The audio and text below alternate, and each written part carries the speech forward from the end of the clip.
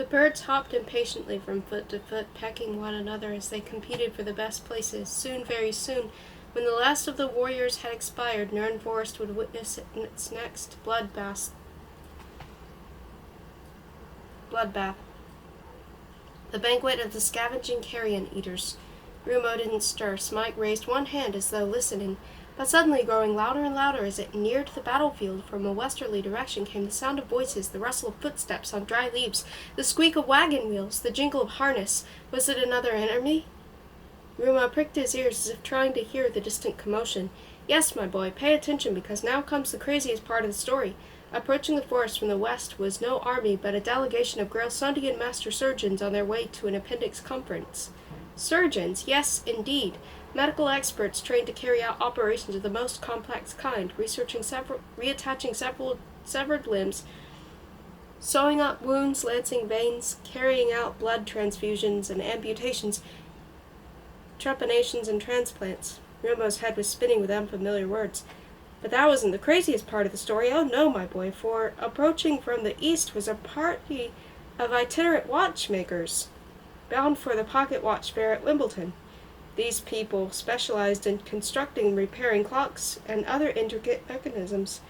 They were craftsmen with the steadiest hands, keenest sight, and strongest nerves in all Zamonia. Rumo didn't altogether understand, but he nodded.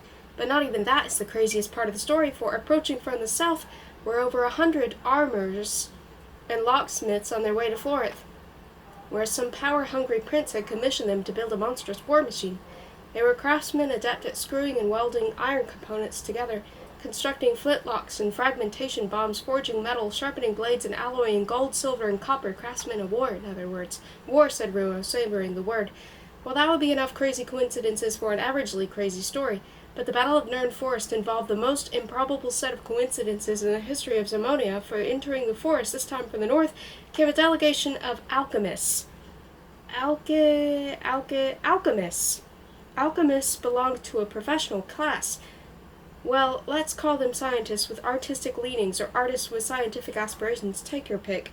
Very erudite men. In any case, they may have been physicians or quacks or charlatans. Who are we to judge at this distance in time? In those days it was possible to master the rudiments of all the sciences. Alchemists believed so, at least, and they tried to amalgamate the sciences and interweave them so as to develop cures for diseases or formulas of the manufacture of precious metals or elixirs of life. They sought to discover the philosopher's stone of perpetual motion, or the fountain of eternal youth, or ointments that would render you invulnerable or invisible, or cheeses for use as ice skates. Rumo's ears were buzzing now, but not only with the thunderous roar of the waves that broke against roaming rock, the unfamiliar words Smike kept spouting had combined to form a tidal wave that went foaming through the convolutions of his little brain, washing away any clear-cut ideas it contained, and so Smike went on implacably. We now have alchemists, surgeons, mechanics, and weaponsmiths, 4 very different professional groups that would not, under normal circumstances, have had anything to do with each other. After all, why should they have? And they met up in Nern Forest, of all places, on a battlefield littered with mortally wounded warriors, and blood-soaked clearings strewn with limbs and weapons and bits of metal and battered armor. Rumo fidgeted impatiently. Well, he said, what followed was an unprecedented occurrence in the history of Zamonia. These very different experts decided to pool their skills, their tools, their knowledge, and equipment and render first aid. The smiths erected the smelting furnaces and bellows. The surgeons sterilized their instruments. The mechanics polished their magnifying glasses and set up their microscopes. And alchemists heated mysterious liquids in gas retorts and stirred herbal extracts in huge cauldrons. Now, where swords had clashed and death cries had rung out only a few hours before, molten metal bubbled, whetstones sang, furnaces roared, bellows wheezed, and smiths' hammers beat time. Severed limbs, discarded weapons, pieces of armor were gathered together in a big heap, carefully sorted. Separate piles were made of arms, legs, heads, helmets, knees guards, and so forth. Wounds were sterilized, painkillers administered, bones splinted, and 1 or 2 mercy killings performed. The experts exchanged requests and suggestions, limbs and organs, in a courteous and businesslike manner. They sometimes held brief but constructive discussions, and always decided on the simplest solution, the most logical course to adopt. Thin copper tubes were attached to arteries, muscles repaired with wires, sinews with leather thongs, nerve fibers with silk thread. An iron axe became a forearm, a watchmaker's glass, an eye, a hammer's foot. Why not replace a broken spine with a pendulum from a grandfather clock, an ear with an ear trumpet, a tongue with a bell clapper? Rumo instinctively fingered his tongue. If an alchemist urgently needed some molten silver, a surgeon a microscopically small scalpel, or a locksmith a fully functional cardiac valve made of iron, the relevant experts promptly set to work to fulfill their requests. Knuckle dusters were converted into teeth, watch movements into brains, sponges and gauze filters into livers and kidneys, bellows into lungs, electrified wires into nerves, vials of mercury into blood, herbal extracts took place of bodily fluids, visored helmets deputized for skulls and maligned gauntlets fitted with intricate clockwork became hands, a nose missing, screw into spigot instead, a finger off, substitute clasp knife, a heart cut out, insert a steam pump. No surgeon had ever replaced an artery with copper tubing, no alchemist had ever assisted a watchmaker, and no locksmith had ever worked with pincers and cotton swabs. Only an incredible set of coincidences had facilitated the explosion of creative energy, this unique interaction of science, art, and handicrafts, experience, ingenuity, and precision engineering that ultimately gave birth to the army of the Copper Killers.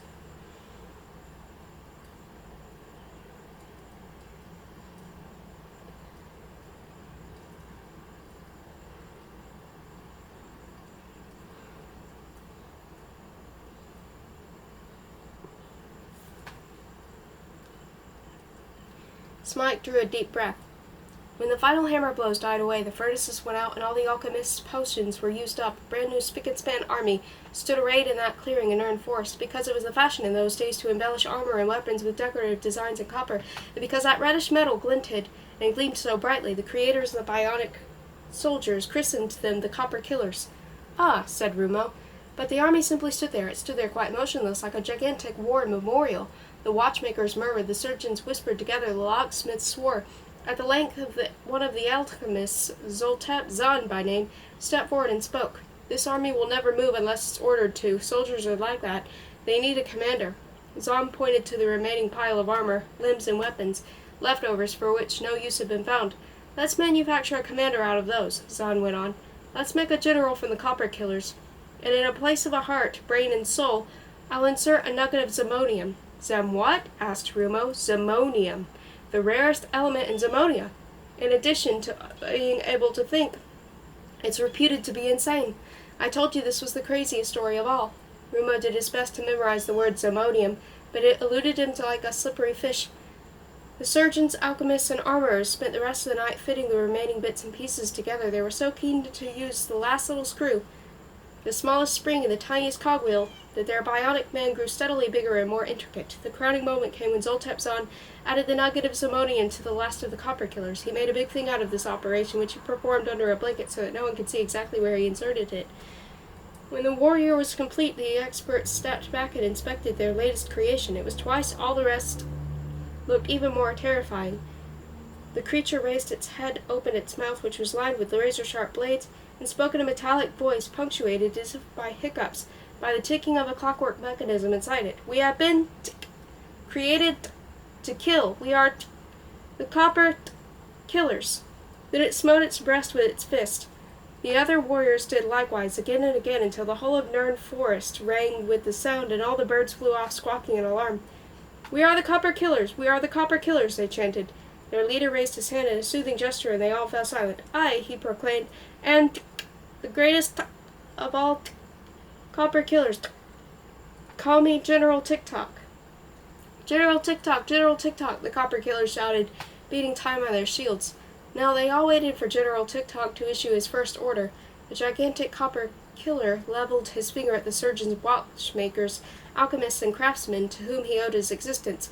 Those men there, he cried, created us. They created us to kill. We mustn't disappoint them. Let's kill them. Let's kill them. Good and proper. Rumo gasped. What a devil he was, this General Tick-Tock. It hadn't escaped Smike that Rumo was finding the story quite harrowing enough, so he decided to spare him the details of the ensuing butchery. It was a frightful massacre, but it only lasted a few minutes. The men were slaughtered like cattle. Only a few of the weaponsmiths, watchmakers, surgeons, and alchemists managed to escape and spread the word of what happened in Nern Forest. Zoltep Zahn, the inventor of General Tick-Tock, was among them. Smike drew another deep breath. Well, that was the story of the Battle of Nirn Forest, but the story of the Copper Killers has only just begun. Go on, Rumo said coaxingly. Smike sighed. Do you realize that this is the third story in succession, and we still haven't finished the story we began with? Never mind, go on. Smike inclined his head in a submissive little gesture. Very well. This army of invulnerable, invincible fighting machines roamed Simonia for years on end, spreading universal fear and trepidation.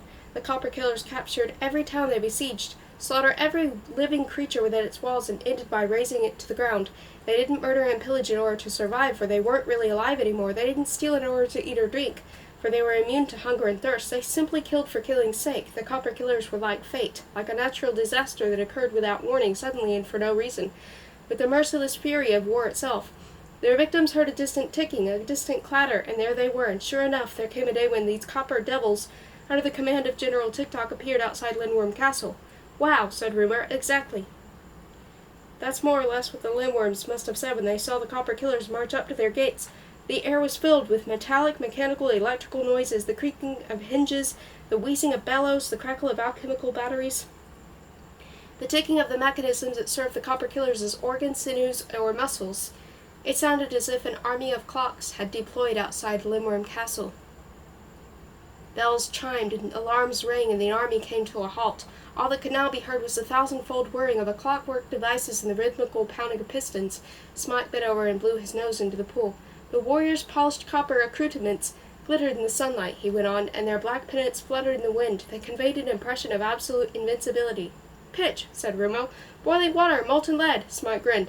Although the Lindworms were impressed, they were very far from being intimidated. They had become accustomed to the sight of fearsome-looking warriors marching up to their stronghold, armed to the teeth, and they were just as accustomed to seeing them withdraw, demoralized and defeated. So they leant nonchalantly over their battlements and called down, Push off, beat it, you tin-pot twerps. You're only wasting your time here. Others have tried what you have in mind, and they all beat a hasty retreat if they could still walk. As for us, we're still here, as you can see. So take your warlike toys and push off. Go raid a few defenseless villages in your usual style. So saying, they chucked some flower pots at the Copper Killers and laughed.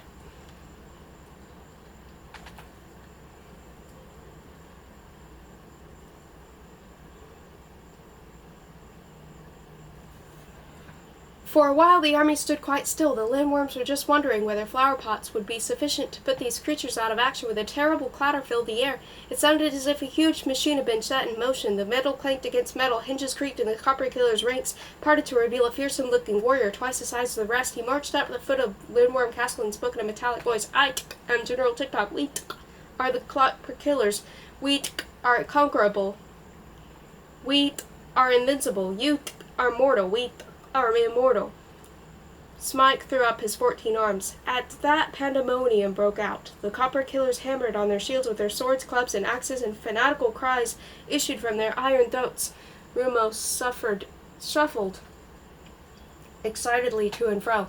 The Lindworms, who had heard so many impudent speeches from the besiegers in the past, were not overly impressed by General TikTok's threats. They blew raspberries and jarred the Copper Killers with pebbles that noisily rebounded off their armor. Thoroughly amused by the way the metallic creature simply stood there without moving, the Lindworms proceeded to boil some pitch.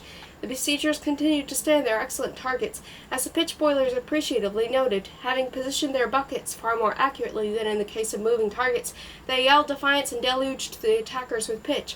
Ha ha, said Rumo, smirking, but the Copper Killers didn't budge an inch. They simply stood there with the molten pitch congealing on their armor. At a signal from General TikTok, they all proceeded to shake themselves, and the solidified pitch simply cracked and fell off. That they began to burnish one another with metal polish. Molten lead, cried Rumo. While the Lindworms weren't at a loss for long, buckets of molten lead were already bubbling away. They tipped generous helpings of it over the Copper Killers and waited for the usual cries of agony to ring out. But the Copper Killers just stood there, let the dead cool, and peeled it off their armor. They were quite unscathed. General TikTok signaled to them to storm the main gate. Rumo was breathing heavily. The Lindworms assembled in the marketplace.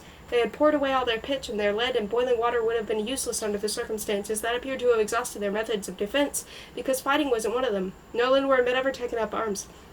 Literature was their forte, not warfare. The mayor of Lindworm Castle, a many-horned black lizard of the Styracosaurian family, stepped forward and spoke in a voice trembling with agitation. This, he said gravely, is unwelcome moment. The unwelcome moment. repeated the inhabitants of Lindworm Castle, for they were now performing a well-rehearsed ritual. We all hoped it would never occur, added the mayor, but we hoped in vain. We hoped in vain, chanted the Lindworms.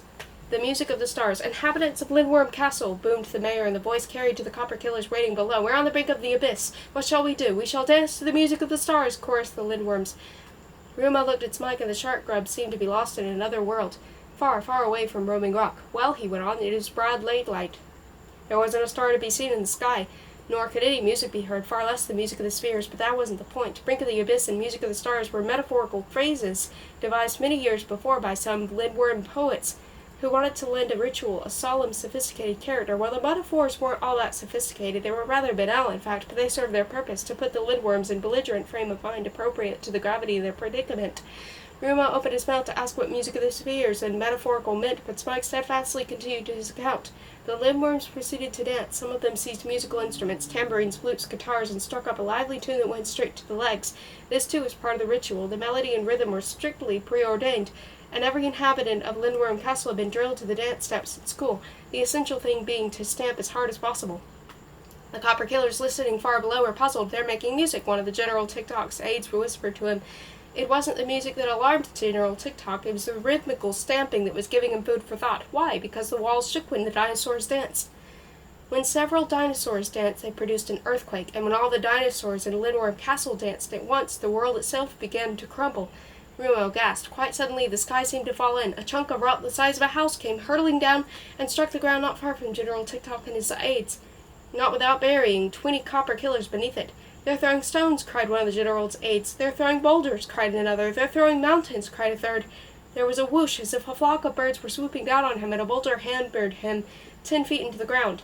Darnation, Tick, cried General Tick-Tock. Withdraw at once! And he turned about and clanked off. The copper killers were completely flummoxed by this order. They had never retreated before, always advanced. Had they misheard? Instead of promptly obeying the general's word of command as usual, they marked time for a few seconds. It was that moment of indecision which sealed the fate of the majority. There was another even louder, even more ominous rumble, as if the bowels of the earth were in turmoil, when they saw, descending upon them from Lindworm Castle, a huge grey avalanche of rock. It engulfed the copper killers like a curtain and relentlessly crushed them into scrap iron. Smike emitted a weary sigh. 2/3 of the copper killer's army was destroyed within seconds and buried beneath many feet of the debris. The remainder, including General Tick-Tock, managed to escape. He went straight to hell, so it said. Rumo gasped. The villain had got away. That wasn't right. Well, said Smike, that was the story of the copper killers, but it wasn't the last time Lindworm Castle was besieged, not by a long chalk. Rumo was flabbergasted. Would another army, even more fearsome army than that of the copper killers, come marching along? He prepared himself to hear the worst. No, that was only the last military siege of Lindworm Castle. After the way they dealt with the copper killers, not even the boldest mercenaries of Zamonia would have dreamed of attacking them again. On the contrary, for the long time, Lindworm Castle was very, very uneventful.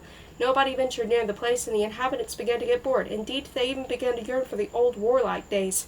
The drums had started up again outside Roaming Rock, far enough away to be muffled by the thunder of the surf. The Smarmy stratagem. Then along came the Smarmies, and with them the first peaceful siege of Lindworm Castle. Rumo pricked up his ears. A peaceful siege? What was that possible? Still, anything seemed possible in the night of wondrous stories. Yes, Mike went on, the Smarmies came in peace, a motley bunch of vagabonds from all parts of Zamonia. They dressed in clothes of many colors. The Lindworms' poems and their writings, which had been circulating for decades, had clearly gained a lot of admirers. What was more, accounts of the sieges they underwent had earned them a heroic reputation. The Lindworms had never picked a fight with anyone, and had nearly defended themselves, and heedless of those incessant threats, they had bravely continued to turn out literary works. No wonder they were idolized. The Smarmies pitched their tents around Lindworm Castle, tossed bouquets and eulogies over the battlements, proclaimed that the Lindworms were geniuses, read aloud from their writings, and held poetry festivals in their honor. The Lindworms bent over their battlements and watched the spectacles, skeptically at first, having experienced in the ways of besiegers. However, the Smarmies' motives seemed irreproachable. Around the castle they were all set up small print shops devoted exclusively to publishing the Lindworms' writings, as well as the glowing reviews of the same. The Lindworms threw down the handwritten poems, which were ceremoniously read aloud and guarded like precious relics. After a few weeks' mutual observation and cautious contacts, the Lindworms conferred in the marketplace and resolved to send some delegates to check in on the situation. 5 Lindworms made their first exit from the castle for a long time, having received a rousing ovation for the Smarmies, who strewed flowers and laurel leaves in their path. They were escorted into the tent of the Smarmies' leader, a rather portly individual, so it said. "Dear Lindworms," he said, "let's forget all that nonsense about a treasure hidden in your castle. It's just a fairy tale designed to appeal to the demented Yetis. The treasure you really possess is far greater value." The Lindworms stared at each other in surprise. The Smarmies' tone conveyed less respect than they were accustomed to. "This," he said, picking up a sheaf of their poems, "is the true treasure of Lindworm Castle." The Lindworms were flattered, but they wondered what he was getting at. "Cards on the table, gentlemen. I'm a publisher. I publish books and I make money out of them. A lot of money."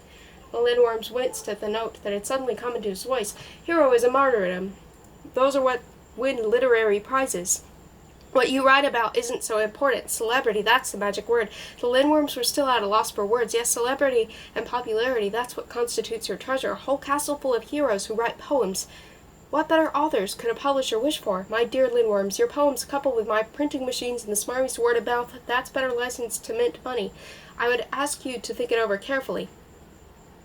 The Lindworms were furious. The Smarmies had duped them, wounded their literary self-esteem, and made them an insulting offer. Fuming, they left their tent and returned to the castle to inform their fellow dinosaurs what had happened. The other Lindworms were just as infuriated. Then one or two ultra-radical artistic souls advocated tipping molten lead over the Smarmies. An argument broke out, and one of the dinosaurs ventured to predict what would happen if they drove the Smarmies away. They would withdraw, leaving Lindworm Castle to stew in its own juice. No one would besiege it anymore, not even with a peaceful intent. They would read their poems aloud to each other until they dropped, and one day, in the not-far-distant future, the Lindworms would become extinct like their stupid ancestors. They would sink into oblivion. That was one possibility. The other was that they come to terms with the Smarmies. The result? Fame, money, literary prizes, immortality. Weren't those the true objectives of any writer? "No," cried another Lindworm. "Truth and beauty, those were the virtues. The grand aspirations of a writer should cultivate nothing else." He was shouted down. The previous speaker took the floor again. He spoke very loudly and deliberately. They, the inhabitants of Lindworm Castle, were on the brink of an abyss. Would it not be appropriate for them to dance to the music of the stars? He had put his finger on the salient point. The abyss was artistic anonymity. The music of the stars was public acclaim. "I want to make my mark," shouted one Lindworm. "I want some good reviews," shouted another. A bubble of voices filled the marketplace. Everyone talked at once. "This is a commercial sellout," cried one of the elderly Lindworm. But that was the last critical comment to be heard. It was decided to invite the Smarmies to a big reception in the marketplace for the first time ever, and only their most devoted admirers. The Lindworms would throw open their castle gates. It was the beginning of a golden future. Rumo was growing impatient. He wondered when Smite would get down to business again. The great day soon came. A long ceremonial procession of Smarmies wound its way up into the castle, scattering flowers and laudatory leaflets as it went. There was music, singing, and red wine for all. Then the Smarmies reached the marketplace. Their portly leader walked forward, beckoning the mayor to his side. He made an announcement. "This is the dawn of a new era. It will be an era devoid of Lindworms." The Lindworms looked startled. "It would be an era in which the dissemination of Lindworm literature is prohibited on pain of death, an era in which being a Lindworm carries the death penalty." The mayor stared at him in horror. Was this a joke? How dared the fellow profane this solemn occasion in such an unseemly fashion? Then the Smarmies' leader reached under his robe, drew out a dagger, and held it to the mayor's throat. "Seriously, folks," he cried, "it's up to you. If you want to survive, you must answer a few simple questions. Where's your diamond the size of a house? Where's your lake filled with emeralds? Where's your tunnel to the center of the earth?" Rumo gave a start. Had the Smarmies come armed? Several Lindworms cried out in alarm as the Smarmies tore off their colorful robes. Swords, daggers, and suits of armor came to light beneath them. "Yes, that's how it is. No more soft soap," the leader said with a laugh. He released the mayor and let the dirty work to his soldiers. The Rumo gasped. The Smarmies were even worse than the copper killers. Even he had been taken in by them. "Yes," said Smike. "The Smarmies were really ex-soldiers who had all taken part in some of the sieges of Lindworm Castle. Their bodies were covered with burns. Their faces glowed with hatred. Not long ago, some of them had met up in a disreputable girl hunting in town and talked themselves into a rage. The innkeeper was the Smarmies' corpulent commander, and it was he who had devised the cunning plan to mobilize all the soldiers wounded while besieging Lindworm Castle and capture the stronghold by devious means. And the plan had really worked." Rumo growled. "What a low-down, dirty trick!" On one side were the heavily armed, battle-hardened, vengeful, bloodthirsty soldiers. On the other, the effete, poetry-writing, unarmed Lindworms, bereft of their soldiers, bereft of their boiling pitch and molten lead. The final battle for Lindworm Castle seemed to be developing into a very unequal contest. Rumo nodded gravely. "It would be no battle, just an even more frightful massacre than the one the copper killers had perpetuated on their creators. But then, something in Smike's tone made Rumo pick up his ears again. A remarkable thing happened. It came as a surprise to the soldiers, but even more to the Lindworms themselves. For a few moments, absolute silence reigned in the marketplace. Even the soldiers froze as if sensing imminent disaster. Then a change came over the Lindworms' appearance, their manner, their eyes, their faces. Their whimpers of fear gave way to terrifying predatory snarls. They bared their carefully hidden fangs, their jaws open wide like bear traps. Slaver overflowed their chops. Their throats emitted sounds that would have sent a troop of red gorillas clambering up the nearest tree in double-quick time. Some of them tore off their silken robes and displayed their mighty packets of muscle. Yes, the slumbering instincts of the Lindworm's huge carnivorous ancestors had been awakened by this immediate threat. In an instant, Smike snapped his fingers. The effeminate dwellers in the ivory tower had turned into ravening primeval lizards. Rumo clenched his little fists and punched the air in excitement. There was going to be a fight after all. Only it was now that the real battle for Lindworm Castle began, a bloodbath compared to what the Battle of Nirn Forest might have been a minor skirmish. The Lindworms possessed no weapons. They were their own weapons. Perfectly constructed fighting machines, more deadly even than the copper killers had equipped with dragon's armor, scales instead of iron shields, razor-sharp fangs instead of daggers, gigantic claws instead of sabers. But don't imagine that the soldiers dropped their weapons in alarm. They were dumbfounded by the sight of the Lindworms' gaping jaws, not having expected to encounter any resistance. But they were the most experienced warriors in Zamonia, veterans whose mettle had been tested in countless battles, countless ordeals by fire. They had dealt with dangers quite different from those presented by a bunch of wild beasts. Besides, they were armed to the teeth, and dinosaurs were not invulnerable. The carnage was appalling. Unprecedented scenes unfolded in the alleyways of Lindworm Castle. It was men versus primeval beasts, sabers versus fangs, swords versus claws. The dinosaurs roared. The soldiers bellowed. Blades buried themselves in saurian bodies. Heads were ripped off by saurian teeth. Blood spurted. Fragments of flesh flew in all directions. Spears pierced the great lizard's scaly armor. Dragon-like tails sliced bodies in half at a single stroke. The battle raged all day, and there was no one anywhere on the castle rock who remained unstained with blood, whether his own or that of his foes. Half the inhabitants of Lindworm Castle lost their lives that day, but only one of the Smarmies to survive it sad was their leader. No one knows his name, and nobody knows how he escaped the slaughter. When nightfall came, anyone wishing to traverse the castle's alleyways had to step over mounds of corpses. The blood was ankle-deep. It flowed into the sewers and down the mountainside, staining the entire castle blood-red. Rumo was breathing heavily. It had been more than a fight he'd expected. And that, my boy, Smike concluded, was the story of the sieges of Lindworm Castle. There are many lessons to be drawn from it. Pick one when you get the chance. And he rolled his eyes and slowly submerged.